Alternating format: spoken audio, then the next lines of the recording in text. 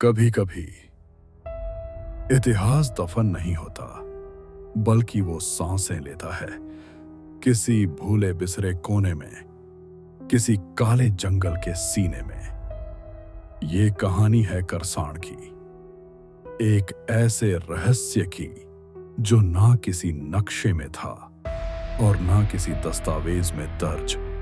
एक जगह जहां समय ठहर जाता है और साए चलने लगते हैं। दिल्ली से एक टीम निकली थी इतिहास की परतें खोलने, लेकिन जो कुछ मिला वो सिर्फ इतिहास नहीं था, बल्कि कुछ ऐसा था जो अब तक जिंदा था। करसान एक जंगल नहीं था, वो एक शापित दरवाजा था जिसे गलती से खोल दिया गया, और अब जो अंदर गए हैं वो शायद कभी लौटे नहीं। सुनिए, करसान एक हिंदी हॉरर कथा जहां रहस्य, विज्ञान और शाप एक साथ सांस लेते हैं।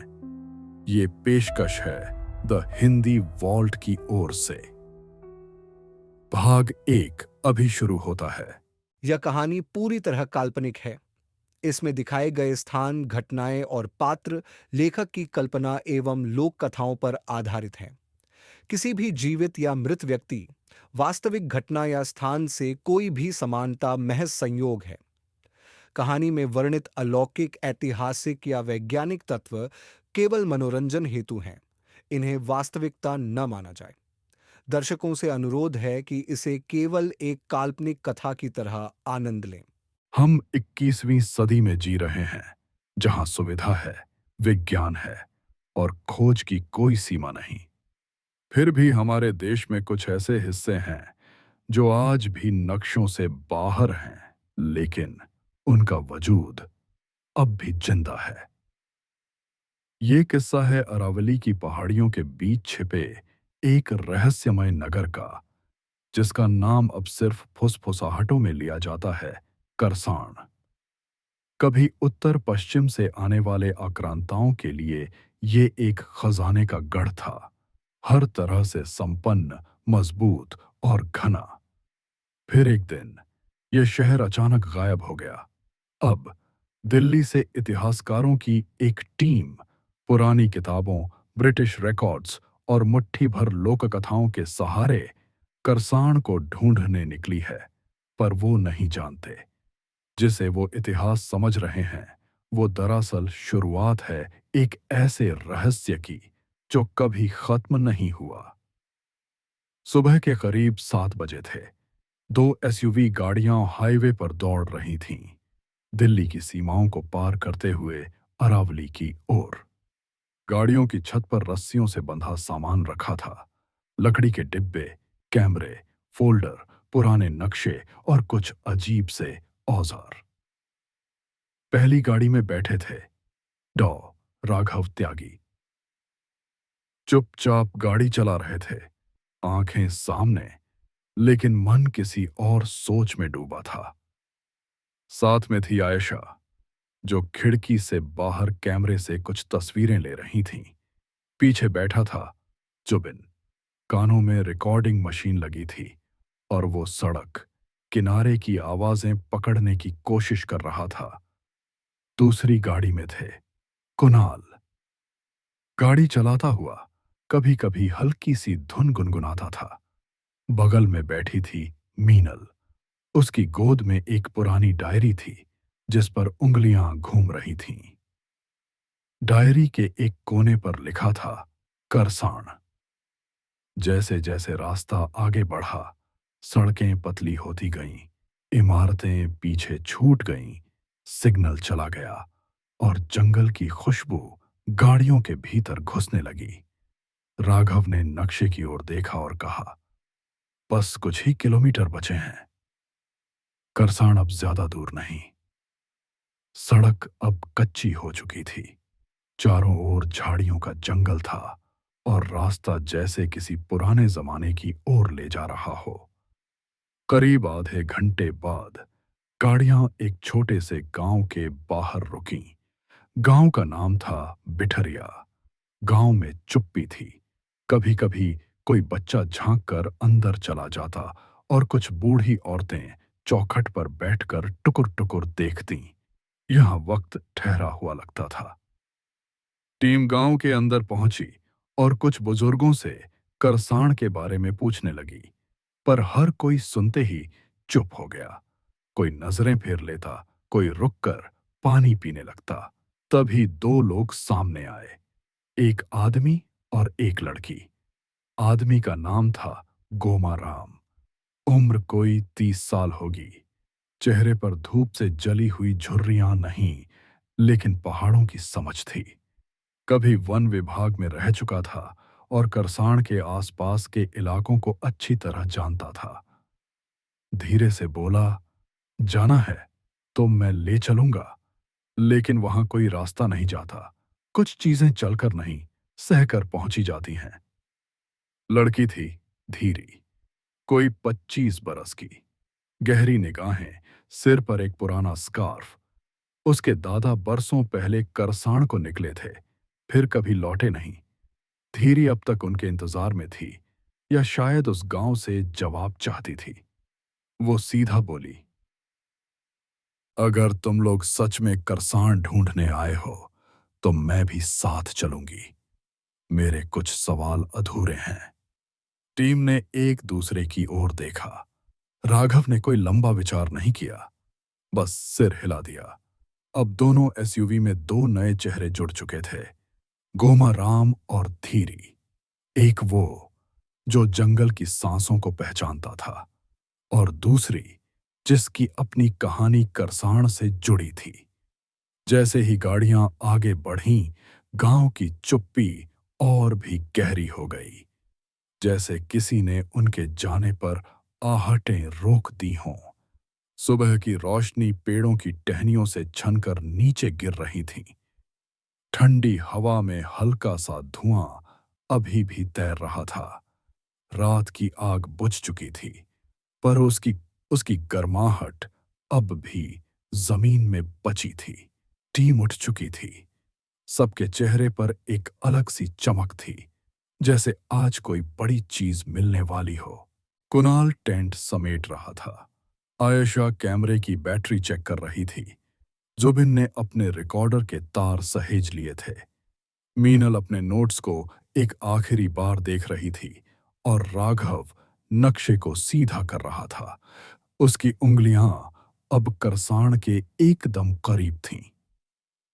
गोमा ने हाथ से इशारा किया, गाड़ियां यहीं पीछे छोड़नी होंगी साहब। आगे से रास्ता घना और पथरीला हो जाता है। धीरी ने गाड़ियों के लिए झाड़ियों के बीच एक सुरक्षित जगह ढूंढ ली।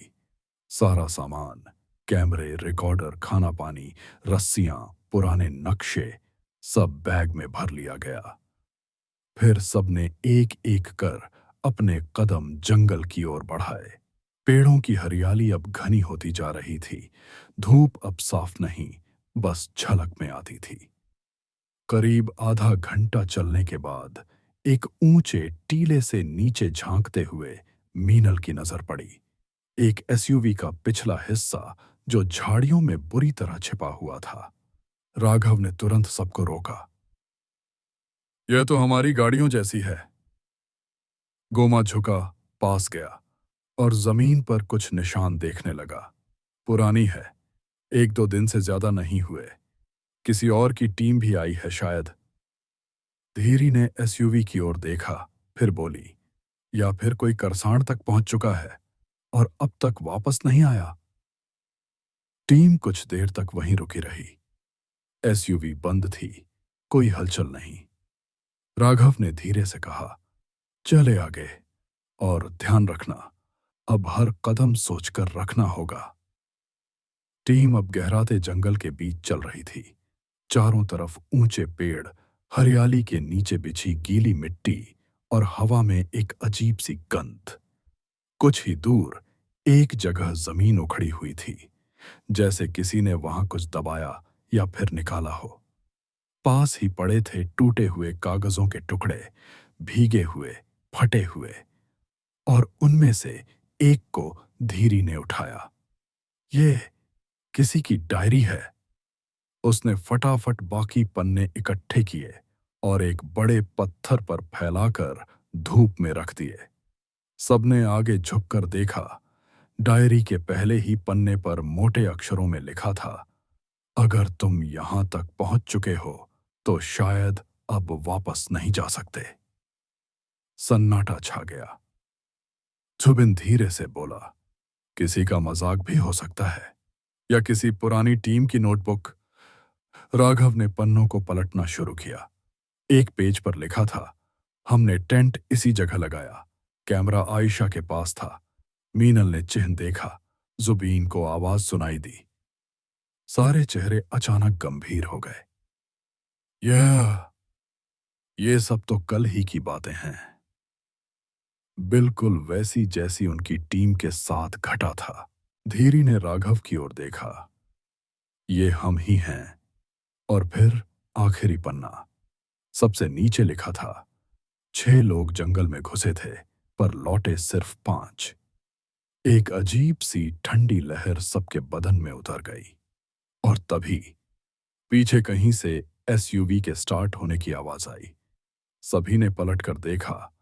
जो गाड़ी पूरी तरह बंद थी, घास और पत्तों के बीच छुपी हुई, अब उसकी हेडलाइट्स धीमे धीमे चल रही थीं।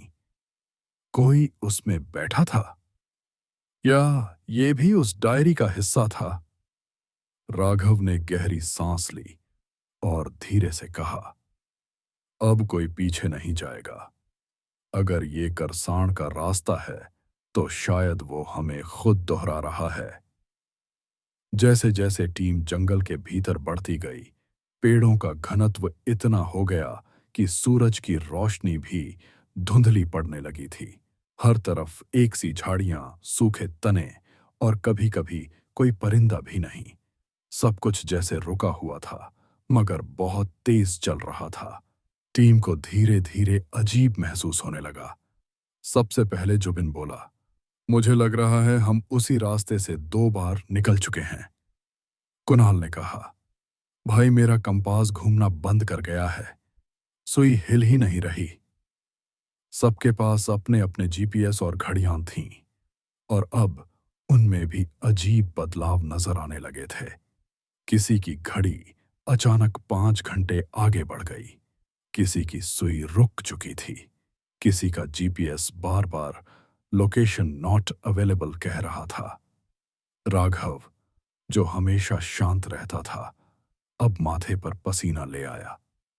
ये जगह चलती नहीं, ये हमें अपने हिसाब से चला रही है।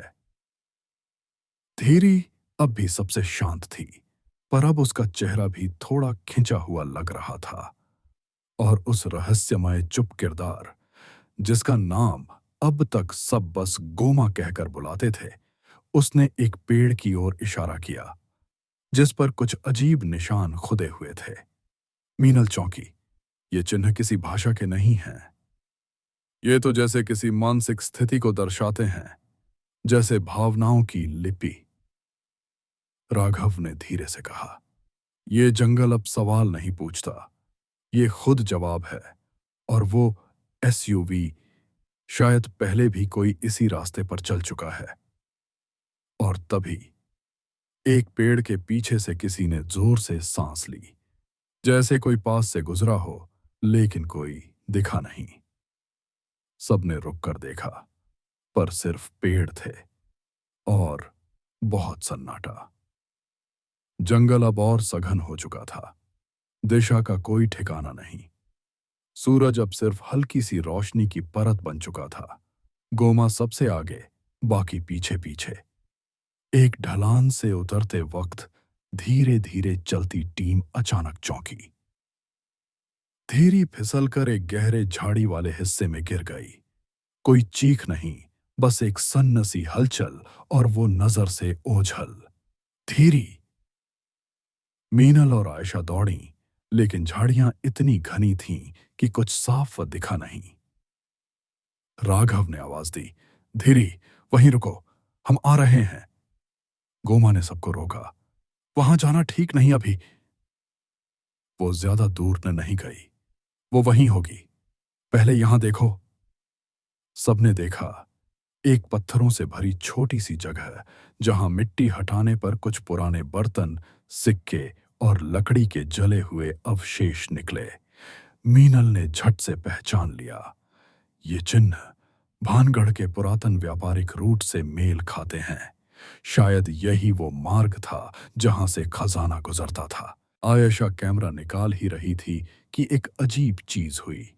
पास के पेड़ों की छालें अचानक फटने लगीं, अंदर से जैसे राख गिर रही हो। हवा थम गई और चारों तरफ एक गूंज सी गूंजने लगी। उसी बीच गोमा थोड़ी दूरी पर एक पेड़ के नीचे बैठा कुछ बड़बड़ा रहा था। कोई पुराना सा मंत्र, एक अजीब लहजे में, न तेज न धीमा, जैसे किसी फॉरगॉटन भाषा का पाठ हो रहा हो। जुबिन ने उसे देखा और धीरे से राघव के कान में कहा, "ये क्या कर रहा है?" राघव ने बस सिर झटक कर कहा, "बाद में।" और तभी झाड़ियों में जोर से कुछ टूटा। चारों तरफ हलचल मच गई। 3 दिशाओं से किसी ने हमला किया, जैसे कोई देख नहीं पाया। बस आहटें थीं, दौड़ती परछाइयां थीं। मीनल गिर पड़ी, कैमरा हाथ से छूट गया। कुणाल और राघव ने सबको इकट्ठा किया और जैसे तैसे पास के एक पत्थर की ओट में छुपे। सांसें तेज थीं, सब चुप। और तभी आयशा ने देखा, कुछ दूरी पर पेड़ के पीछे से कोई झांक रहा था। पर वो इंसान नहीं था, वो किसी लड़की जैसी आकृति थी। पर चेहरा धुंधला, आंखें गहरी काली, आवाज तक नहीं। बस उसकी परछाई धीमी चाल से लौट गई। आयशा कांप गई, धीरे से बोली, "मैंने धीरी को देखा था, या शायद उसकी परछाई थी।" सबने एक दूसरे की रफ देखा और शक अब धीरी की तरफ घूम चुका था। दोपहर अब ढल रही थी।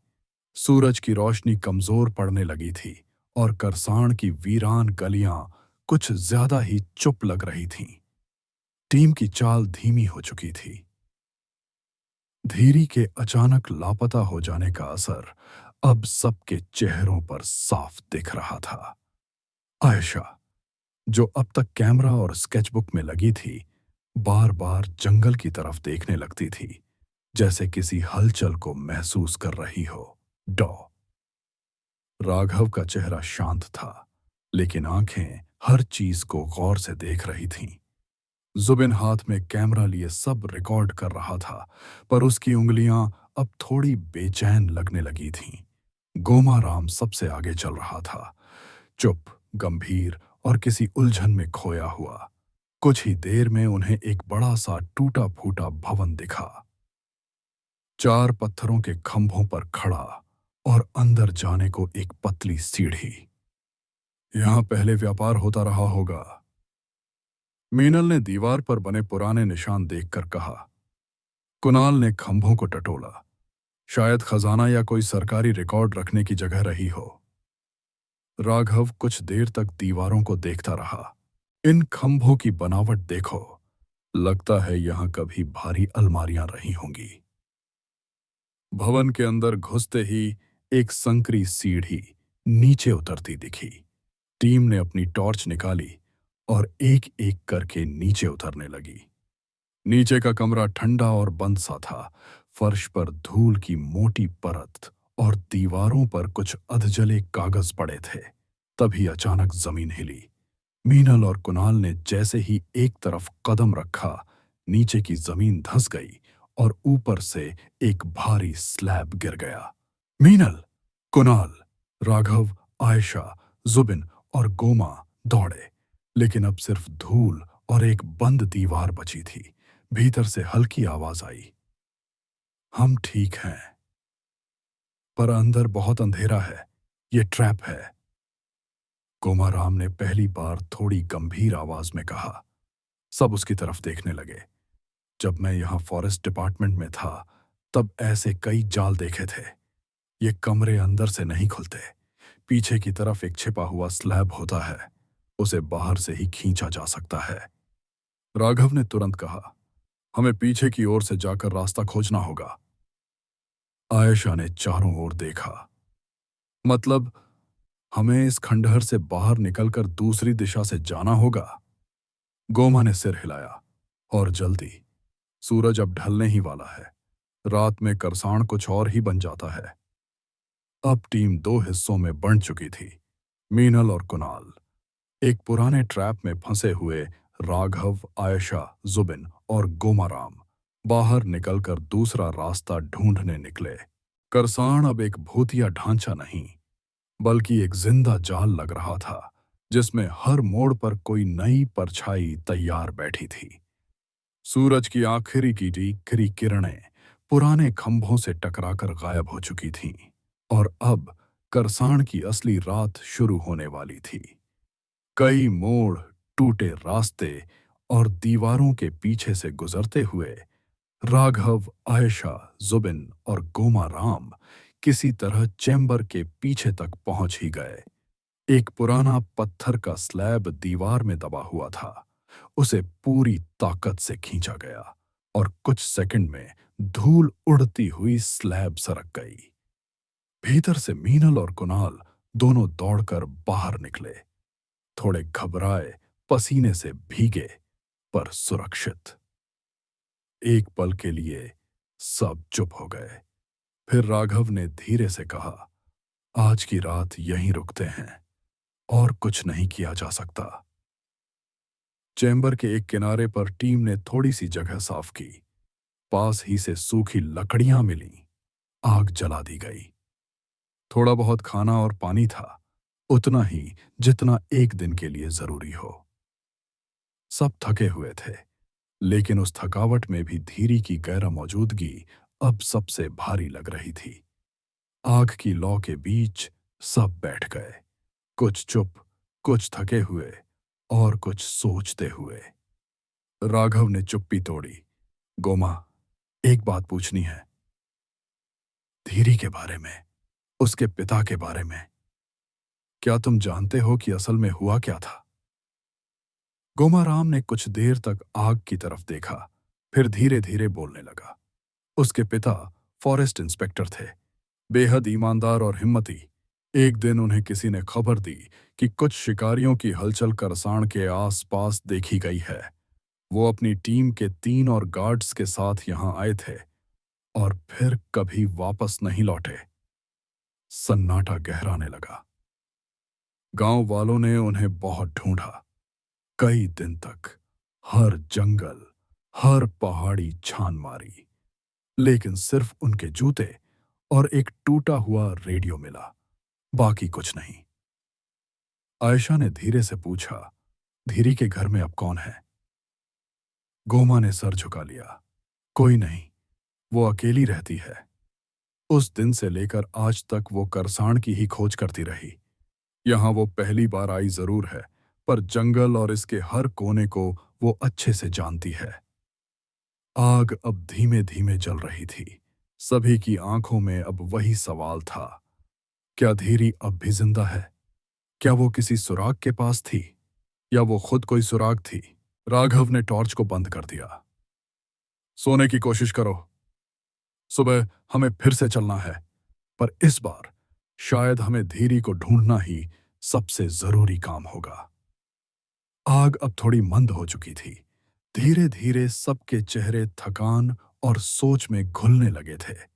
आयशा ने चुप्पी तोड़ते हुए कहा, एक बात कहूं, ये जगह कुछ अजीब नहीं लगती? सबकी नजर उसकी तरफ घूम गई। मतलब, कोई चीज दिखी तो नहीं, पर यहां का सन्नाटा, ये टूटी दीवारें, ऐसा लगता है जैसे कोई छुप कर देख रहा हो। क्या ये जगह भूतिया है? कुछ सेकंड की खामोशी छा गई। गोमाराम ने बिना हिले सिर्फ आग की लपटों को देखा, फिर धीरे से बोला, मैडम, ये जगह भूतिया है। शुक्र मनाइए अब तक आपके साथ कुछ हुआ नहीं है। जो होता है वो पहले से बताकर नहीं आता। आग की लपटें अब दीवारों पर लंबी परछाइयां डाल रही थीं। कोई कुछ नहीं बोला, सब बस सुन रहे थे। और अब शायद महसूस भी। रात अपने सबसे डरावने मोड़ पर थी। आग अब बुझ चुकी थी, बस अंगारों की हल्की सी चमक बाकी थी। सभी ज्यादा बोल नहीं रहे थे। नींद किसी को नहीं आ रही थी, बस चुप्पी थी और वही भारीपन। तभी एक हल्की सी आवाज आई, जैसे कोई दीवार पर उंगलियां फेर रहा हो। सबने मुड़कर देखा। चैम्बर की बाईं दीवार हिल रही थी। धीरे धीरे वो सरकी और अचानक एक तेज आवाज के साथ दरवाजा खुल गया। पर इसके पीछे कुछ और ही था। तेज रफ्तार से पानी बाहर निकला और अगले कुछ सेकंड में सब भीग चुके थे। ठंडी सीलन भरी हवा साथ आई थी। कुणाल चौंका। ये क्या था? आयशा ने कहा, अब बाहर जाना मुश्किल है, सब गीला है, अंधेरा भी बहुत है। राघव ने गहरी सांस ली। अब हमारे पास एक ही रास्ता बचा है, अंदर जाना। सबने जल्दी जल्दी अपने बैग चेक किए। जो कुछ भी काम का था वो निकाल लिया। टॉर्च, नक्शा, पानी और एक जलाने वाली मशाल। जुबिन ने लाइट जलाई। चलो, अब जो भी है इसी रास्ते के पार मिलेगा। और फिर बिना पीछे देखे 6 लोग उस अंधेरे दरवाजे के पार चले गए, जहां न रोशनी थी न उम्मीद। सिर्फ एक रास्ता था और कई अधूरी कहानियां। उसी चेंबर के एक और हिस्से में, जहां सबको लगा कि वो अलग है, धीरी अब भी पास ही थी। अंधेरे ठंडे पत्थरों से घिरी धीरी गीली जमीन पर थकी हारी बैठी थी। उसे नहीं पता था कि वो कहाँ है, पर एक बात साफ थी, वो बाकी सबकी आवाजें बहुत पास से सुन चुकी थीं। उसी ने दीवार का स्लैब सरकाया था, उस उम्मीद में कि शायद रास्ता खुले, शायद कोई इशारा मिले। पर वो खुद अब उस रास्ते में अकेली फंस गई थी। धीरी ने अपनी आंखें बंद कर लीं। उसके मन में बार बार एक ही चेहरा आ रहा था, उसके बाबा का। सर्दियों की वो शाम याद आई जब बाबा जंगल से लौटे थे। कंधे पर शिकारी का बैग था और चेहरे पर चिंता। धीरी, कभी अगर मैं वापस न लौटूं तो उस जगह जाना जहां पत्थर चलते हैं लेकिन दरवाजे नहीं खुलते। धीरी को उस वक्त बात समझ नहीं आई थी, पर आज सब जोड़ने की कोशिश कर रही थी। उसने ध्यान लगाया, सांस को थामा और बाबा की आवाज को अंदर से सुनने की कोशिश की। धीमी धीमी धड़कनों के बीच एक फुसफुसाहट जाती है, जो बाहर हैं उन्हें बचाओ, पर जो अंदर हैं उनसे बचो। धीरी की आंखें खुली। एक पल के लिए उसे ऐसा लगा जैसे बाबा की परछाई सामने पत्थर की दीवार पर थी। हिलती नहीं थी, लेकिन देख रही थी। धीरी अब समझ चुकी थी, ये जगह सिर्फ खोए हुए शहर का रास्ता नहीं है। ये उन कायनातों का संगम है जहां सच और छलावा एक साथ चलते हैं। और अब जो दरवाजा उसने खोला था, वो सिर्फ बचने का नहीं, किसी और को पास लाने का रास्ता भी हो सकता था। चेंबर के कोने में बैठी धीरी की सांसें अब भी तेज चल रही थीं। बाहर सबको यही लग रहा था कि वो कहीं बहुत दूर खो चुकी है, पर सच्चाई ये थी कि वो उनसे ज्यादा पास थी, बस एक दीवार की दूसरी तरफ। वो चुपचाप बैठी थी, भीगी जमीन पर, थकी हुई और अंधेरे में अपनी सोच से जूझती हुई।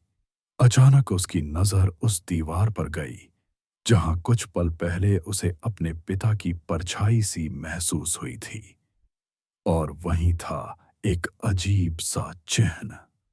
उस चिन्ह को देखते ही धीरी के चेहरे पर हलचल हुई। मैंने ये कहीं देखा है, उसने धीमे से बुदबुदाया।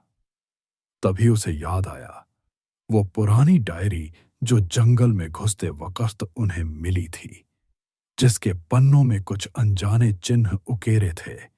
उनमें से एक यही था, पर यहां बना निशान थोड़ा अधूरा सा लग रहा था। धीरी ने पास पड़ी मिट्टी और पत्थरों को हटाया और अपनी उंगलियों से उस चिन्ह को वैसा ही आकार देने लगी जैसा डायरी में था। जैसे ही आखिरी रेखा पूरी हुई, अचानक जमीन कांपने लगी। सारा चैम्बर थरथराने लगा, धूल झड़ने लगी और धीरी जहां बैठी थी वहीं का फर्श दरक कर खिसक गया। भारी पत्थर नीचे की ओर सरकने लगे और कुछ ही पल में जमीन खुल गई। नीचे की ओर एक गहरा रास्ता बन गया। पर यह सबसे हैरान करने वाली बात नहीं थी। सबसे चौंकाने वाली चीज थी उस रास्ते से आती हुई तेज रोशनी। ना वो टॉर्च की थी, ना सूरज की कोई किरण। वो रोशनी किसी जलती हुई आग की तरह कांप रही थी। धीरी वहीं खड़ी रही कुछ देर। हवा अब गर्म महसूस हो रही थी, मानो अंदर कोई यज्ञ कुंड सुलग रहा हो या कोई पुराना रक्षक अब जाग चुका हो। उसने धीरे से कहा, यही रास्ता था, यही कुछ बताना चाहते थे। दरवाजे के भीतर घुसने के कुछ ही देर बाद जमीन एक बार फिर हिली। दीवार से कंपन की आवाज आई, इस बार ज्यादा गहरी। आयशा चौंकी। ये आवाज अंदर से आ रही है। कुणाल ने टॉर्च उठाई। नीचे से भी कुछ हलचल है भाई, ये ठीक नहीं लग रहा। राघव ने सबको शांत किया। कोई पीछे नहीं जाएगा, आवाज का सोर्स ढूंढना होगा। गोमाराम एकदम चुप था। उसके चेहरे पर वही ठहराव था जैसे ये सब पहले भी देख चुका हो। वो एक दीवार की ओर देखता रहा, फिर बिना कुछ बोले आगे बढ़ गया। टीम धीरे धीरे आवाज की दिशा में बढ़ी। अंधेरा गहरा होता जा रहा था। रास्ता अब पत्थरों से बना एक टेढ़ा मेढ़ा गलियारा बन चुका था। कुछ ही कदमों बाद जुबिन की नजर एक कोने पर गई। रुको, यहां कुछ है। एक कंकाल पड़ा था, आधा मिट्टी में दबा हुआ। उसके कंधे से नीचे तक बस एक हड्डी बची थी। हाथ का कंकाल, जिसकी कलाई में एक मोटा तांबे का कड़ा जड़ा हुआ था। मीनल धीरे से बोली, ये कड़ा पिठरिया गांव के बुजुर्गों के हाथों में ऐसा ही देखा था मैंने। आयशा का चेहरा सख्त हो गया। मतलब कोई अंदर आया था और फिर यहीं रह गया। कुणाल ने धीरे से कहा, इसका मतलब हम पहले नहीं हैं, पर शायद आखिरी हो सकते हैं। गोमा अब भी चुप था। उसने कुछ नहीं कहा, बस कड़े को देखा और आगे बढ़ गया। राघव ने सभी को इशारा किया, जो भी है अब बहुत पास है, डरना मत और किसी चीज को हाथ मत लगाना। टीम अब उस कंकाल को पीछे छोड़ गहराते सुरंग की ओर बढ़ रही थी, जहां सन्नाटा भी अब कुछ फुसफुसाता सा लग रहा था। धीमी सांसों के बीच धीरी की नजर उस रहस्यमयी रोशनी पर टिक गई थी। वो रोशनी अब उसे खींच रही थी, जैसे कोई पुरानी याद आवाज दे रही हो। बाबा, उसने फुसफुसाते हुए कहा। धीरे धीरे वो रोशनी की ओर बढ़ने लगी, पर अब उसका चेहरा भाव शून्य था, मानो कोई ट्रांस में हो। रास्ता संकरा था, लेकिन उसकी नजर बस उस चमक पर थी। एक कदम, फिर दूसरा, फिर तीसरा। अचानक जमीन गायब हो गई। धीरी का पैर फिसला और वो गहराई की ओर गिरने लगी, लेकिन उसकी कमर में बंधी रस्सी एक चट्टान में अटक गई। वो अब हवा में लटक रही थी। अंधेरे के बीच उसकी सांसें तेज हो चुकी थीं। चेहरे पर पसीना और डर दोनों थे। नीचे देखती है, कोई अंत नहीं, बस अंधेरा और कहीं बहुत दूर वो ही रोशनी अब जल बुझ रही थी। धीरी ने फंसी हुई आवाज में चीखा, कोई है? पर जवाब में सिर्फ एक गूंज आई, तू ही है। टीम अब एक पुराने पत्थर के चबूतरे पर पहुंची थी। चारों तरफ उखड़ी हुई जमीन और बीच में घने पेड़ों के बीच ये चौकोर मंच, जिसके कोनों पर अजीबोगरीब नक्काशीदार खंभे थे। चबूतरे की दीवारों पर वही अनोखी लिपि खुदी हुई थी, जिसे मीनल पहले भी कुछ जगहों पर देख चुकी थी। मीनल ने तुरंत स्केचबुक निकाली। ये वही प्रतीक हैं पर इनमें कोई अनुक्रम छुपा है। ये कोई संकेत है। गोमा इधर उधर देख रहा था। जुबिन और आयशा कोशिश कर रहे थे कुछ कैमरे सेट करने की, पर अब तक उनमें कुछ लाइनें टूट चुकी थीं। कुणाल ने बैग नीचे रखा और अचानक उसकी नजर चबूतरे के किनारे लगे पत्थर के फव्वारे पर पड़ी। ये फव्वारा है या कोई लीवर? कुणाल ने मजाक में कहा, और जैसे ही उसने उसे खींचा, टच! एक तेज धड़-धड़ की आवाज हुई और पूरा चबूतरा अचानक धड़ाम से हिल गया। क्या किया तूने? आयशा चिल्लाई, पर तब तक देर हो चुकी थी। नीचे की जमीन खिसकने लगी। पूरा चबूतरा नीचे की ओर सरक गया और अगले ही पल टीम के सारे सदस्य अंधेरे गड्ढे में गिर चुके थे। गिरते ही सब इधर उधर बिखर गए। नीचे सिर्फ नुकीले पत्थर थे। कुणाल बाईं ओर गिरा।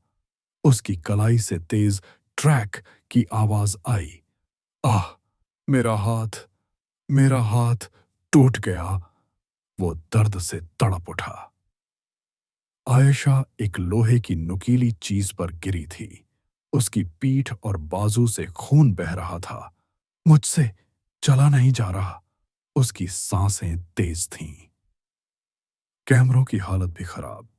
लेंस चटक चुके थे, बैटरी डेंटेड और एसडी कार्ड्स पूरी तरह गीले। जुबिन एक कोने में पड़ा हाँफ रहा था। हम कहाँ आ गए हैं? ये तो कोई ट्रैप जैसा लग रहा है। राघव घायल होने के बावजूद सबसे हाल पूछते हुए लड़खड़ा उठा। सब ठीक है? कोई बुरी चोट तो नहीं? गोमा, तू ठीक है? गोमा चुप था। उसकी आंखें अंधेरे में कुछ ढूंढ रही थीं, जैसे वो जानता था ये सिर्फ गिरना नहीं था, ये किसी दरवाजे का खुलना था। एक खोए हुए नगर की तलाश में निकली ये टीम अब खुद अपने ही वजूद को बचाने की जंग लड़ रही है। धीरी एक अनजान गहराई में लटक रही है और बाकी टीम जख्मी, बिखरी और उलझी हुई। शायद अब सिर्फ खोज नहीं, खुद को बचाना असली चुनौती बनने वाला है। लेकिन ये तो बस शुरुआत थी, क्योंकि असली करसाण अब तक सामने आया ही नहीं था। क्या ये सब उसी प्राचीन रहस्य का हिस्सा है, या कोई और शक्ति जो इनके आने का इंतजार कर रही थी? जवाब मिलेगा अगले हिस्से में। करसाण भाग 2, मृत्यु और रहस्य के बीच सुनते रहिए द हिंदी वॉल्ट पर।